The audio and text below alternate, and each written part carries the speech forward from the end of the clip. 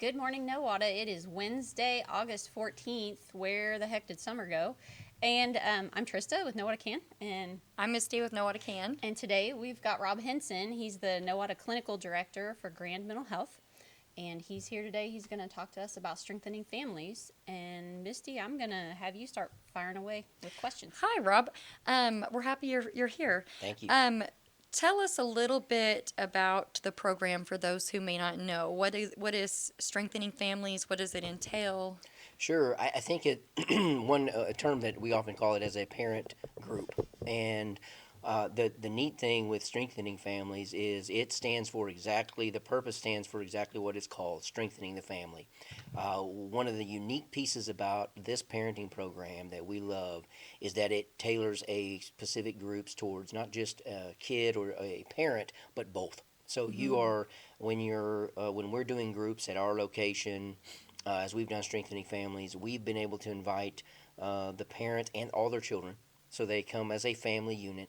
And I think that's one of the unique pieces in the structure of what Strengthening Families offers.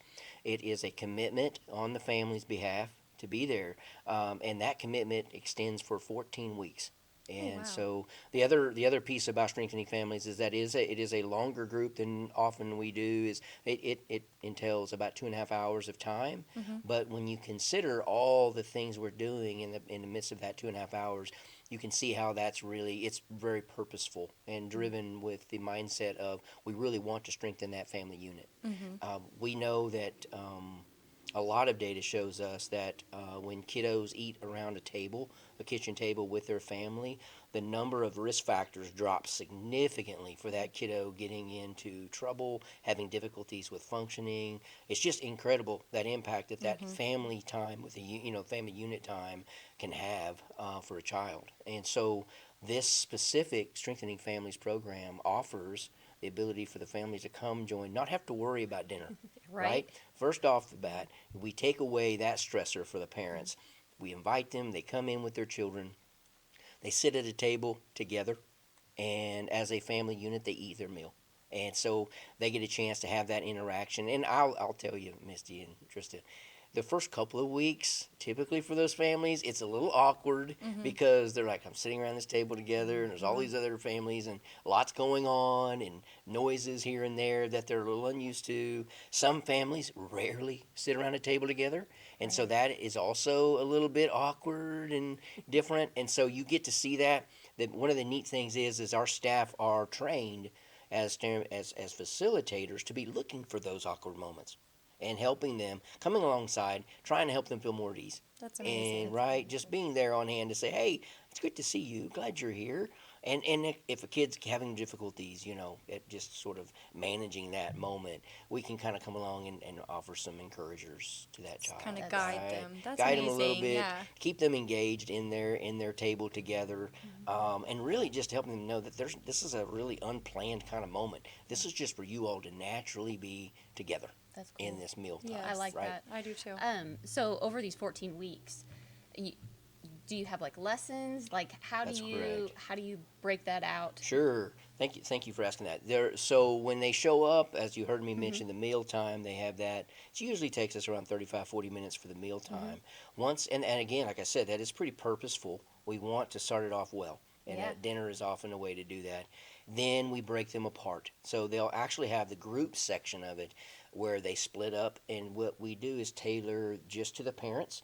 We'll have two facilitators, two teachers in the room with the parents, only parent group. And then the children are dispersed to another group. And it's usually done by broken out by ages. Okay. We have age ranges three, 3 to 5, 6 to 11, and then 12 to 17. And so we try to keep those separated as much as we can. And again, based on how many kids are showing up, is how many facilitators we're going to need. And as you heard me say, each group will require two facilitators. The neat thing is that it tailors the material to the age group, Awesome. right? So kiddos might be working on how to handle that stressor, coming home from school and being hungry, and learning to use their words, their voice to ask, and learning how to ask politely. learning how to be respectful to the boundaries. Whereas for the parent section, it may focus and tune in on how do you handle that disruptive behavior? How do you lean on each other? What are some positive ways? When do you need a timeout? For yourself to just kind of pause, take a breath, and what's that like for you as a parent? A lot of times, as you probably know this, we always feel a little alone when we're dealing with things regarding parenting. And there's also this thought that, nobody's ever shown me really what to do in this moment. I just kind of have to do it on my own. Well, this allows them to really have a chance as parents to just kind of take away all that worry of saying, are people going to judge me? But to be able to just kind of hear, hey, here's what parents normally do. Here's some things you can do, and give them a chance to really stop, pause, and brainstorm. Oh, okay, I could try something new. This parent said this, I haven't tried that. And it gives them a chance also in the course of the 14 weeks to really build some.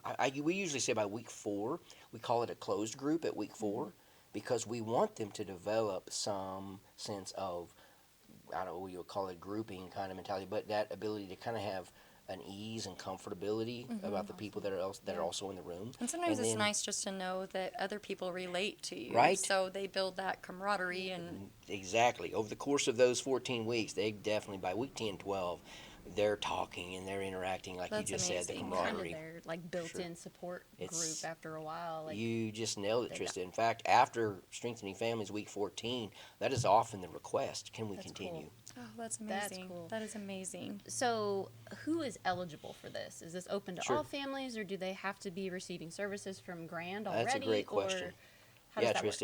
Trista. Up until now, with Nowata County, we have made it just families that are in Grand, right? Okay. And so a lot of times we'll have families that are coming through maybe one of our wraparound programs where there's a really identifiable need for family intervention. And that's what wraparound offers.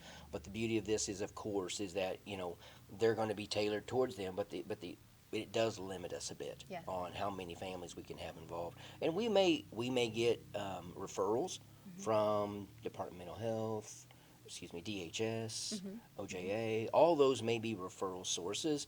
However, that up until now, it's just been Grand families. Okay. Is this something that you are looking for volunteers for? Sure. You mentioned having a kind of a facilitator. Now, is that an employee of Grand and then you are seeking volunteers also? Yeah, Or yeah. can you explain that process a little bit and what the Yeah, another great qualifications are? question. We have had a number of volunteers that don't work for Grand Mental Health. Those Okay. volunteers, however, they do all kinds of things. They help us get donations, and so volunteering their space. So we have utilized local churches to host our event and offer us space that enables us to break up into those small groups and have the space to do that, right? And most of the time, the volunteers have even offered to cook the meal to That's prep for us, amazing. right? So they'll bring that meal up there for us. We don't have to do the legwork of preparing it. And so there's been a number of ways we've been able to utilize some volunteers. What we would hope to have happen is in the future, in near future, have some volunteers actually trained to facilitate groups. If we want to build towards that direction, because we think when we make it more community based, we're going to be able to really open the door to more families coming in.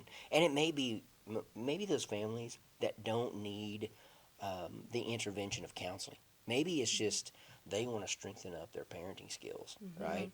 And maybe they just want some support, because I don't know about you all, raising children, I have kids of my own. There are times it'd be nice to have another voice or another Yes. ear, Yes. right? And so that support piece, I think, would be helpful. And so I've had numerous conversations, not just with you all, but with others around how do we do this in a bigger scale. I think that's really what is it's not a barrier, it's just sort of an action step we're trying to work towards. To get some training for people who are comfortable in that space of teaching. And teachers are often great for that, and of course they teach all day, so I know that could be a limit for them. Yeah. How many hours are you able to teach in a week, right? But we want to be thinking about it in that way. We want to utilize volunteers in those areas that they feel is their expertise or they're comfortable in. Okay, so say someone is listening, watching, and they are interested in signing up to volunteer. Do they just come to the office and ask for you? Do you Right. have a contact, any info you that's- want to give us for that? Yes, thank you. You can contact me at my number. My number is 918-857-5873, or you can reach me by email at rhenson, Henson, at Grand Mental Health. It's grandmh.com. Perfect. Fantastic. Perfect. Well, this program sounds like not only is it a benefit to the families, it's also a benefit to the volunteers. Absolutely. And ultimately, I mean, I know we're strengthening families, but that kind of ties into we're strengthening the community That's right.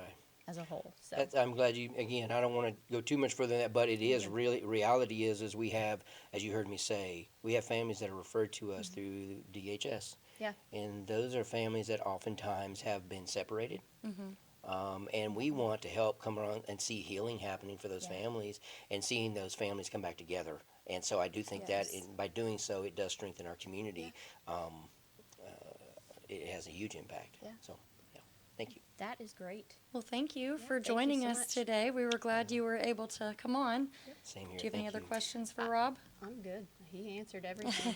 Wonderful. That's great. Thank you so much, Rob. Absolutely. Okay, thank you. Could we go ahead and repeat the contact information, phone number, and Oh, yeah. maybe email Good address idea. real quick? Sure, yes. Again, my name is Rob Henson, and I can be reached at the email address is rhenson, Henson, at Grand, GRANDMH, which stands for mental health, but it's mh.com.